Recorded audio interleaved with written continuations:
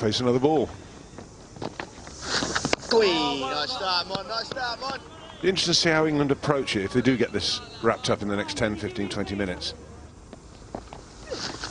Catch it. Swept hard in front of square, no deep mid-wicket in place. And the first boundary of the morning to the New Zealand captain. Goes again, and Strauss is only, what, slightly deeper than an orthodox mid-wicket position, so that's consecutive boundaries to Vittori. I expect one to push Strauss back even further now. Oh, beautifully played. That's his area, third man. Stephen Fleming on interview just before the start of play said Vittori will get pulled away for 4. Vittori looking in good touch here. England, they'll be disheartened that they haven't picked up these 2 wickets quickly, but the way the pitch has played, he does, but it doesn't get it anywhere near the middle of the bat. And Alistair Cook, who's taken some stunning catches in this game, is not about to drop a sitter.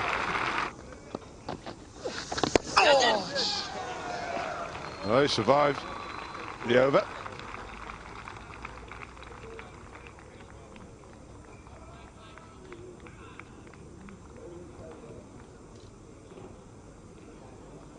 I think that's the declaration.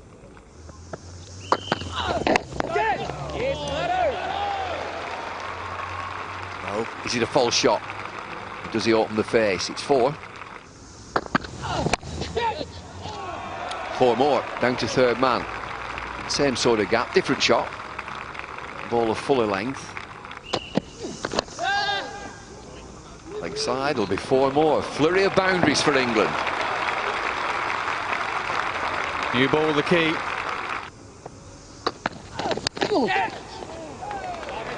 What's happened there?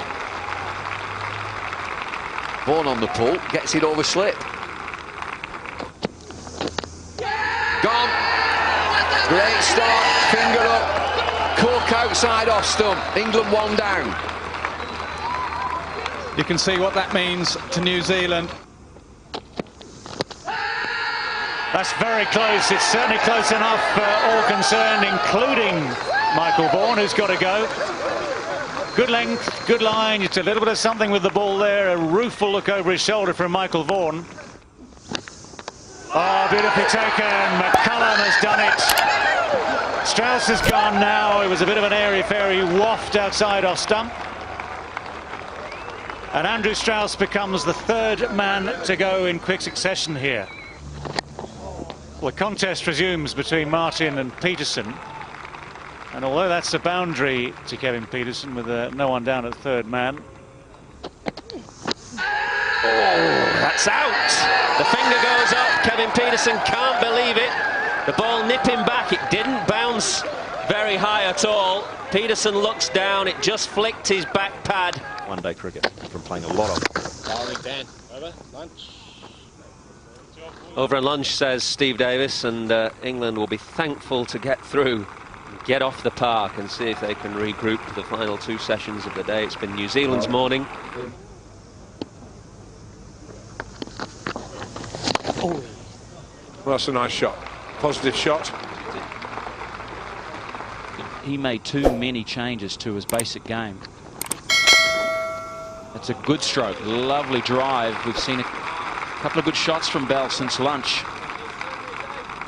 And why wouldn't you when they're on offer? Well, there's a surprise. It's a boundary, but no contact with the bat. McCullum given little chance. That's not missing, however.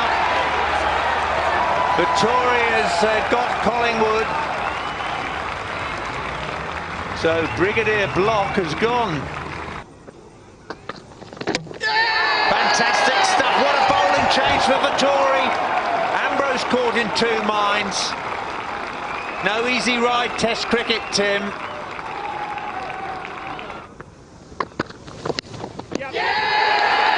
Nick. Brian Sidebottom doesn't wait for the decision. Good old-fashioned Walker. This is becoming embarrassing for England. 60 for 7. Good shot down the ground from Matthew Hoggard. He has a rare boundary.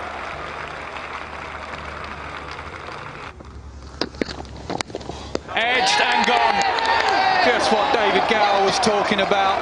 Don't just bowl short, bowl a length, induce the edge, and that's exactly what Martin has done. More proof that New Zealand are thinking and outthinking England. They won't mind that. Bell will take them. That won't bother New Zealand.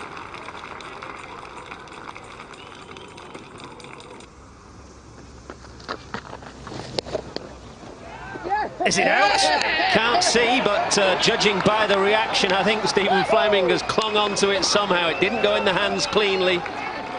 He was juggling with it, and whether he's caught it between his legs or in his hands, in his fingers, who knows, but he's caught it.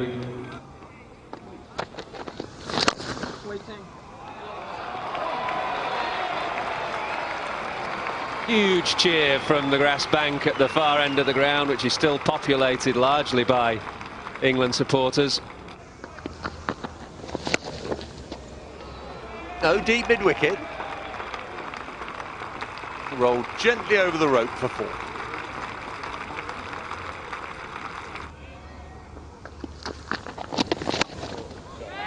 Lofted again by Bell. And all the way this time.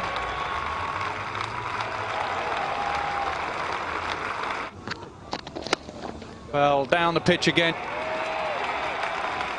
He's come, he's hit it for 6, and he moves to 50. 104 on the board, 104 for 9. This pitch hasn't changed. It's exactly the same. It's the same bowlers, it's the same field. Bell moves on to 53. Monty gets one through slip. Big cheer from English supporters.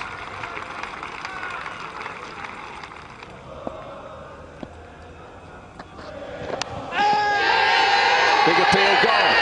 Monty Panesar, end of the innings. Little bit of resistance, and the end of the match also. Panesar with a weary trudge off to Ian Bell. Bell finishes with 54 not out, but it's Jacob Oram. All the talk off the field about positive cricket, they've put it onto the field, and they deserve to lead this series and win this match by 189 runs.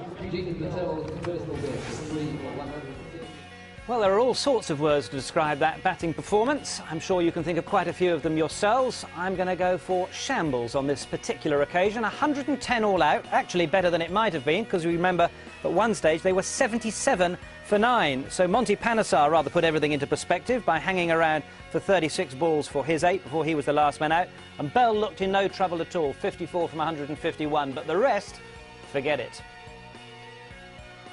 From New Zealand's point of view, absolutely brilliant, with Kyle Mills turning in a man-of-the-match performance, 4 for 16, those 4 right at the top just before lunch, the way that really engineered the New Zealand win. Chris Martin, 3 for 33, and really nothing at all from the spinners on this particular occasion. Vittori and Patel were expected to be the big threat, but they just picked up 1 apiece. So there is the overall story of this first Test match from Hamilton. New Zealand winning by 189 runs, and they take a 1-0 lead in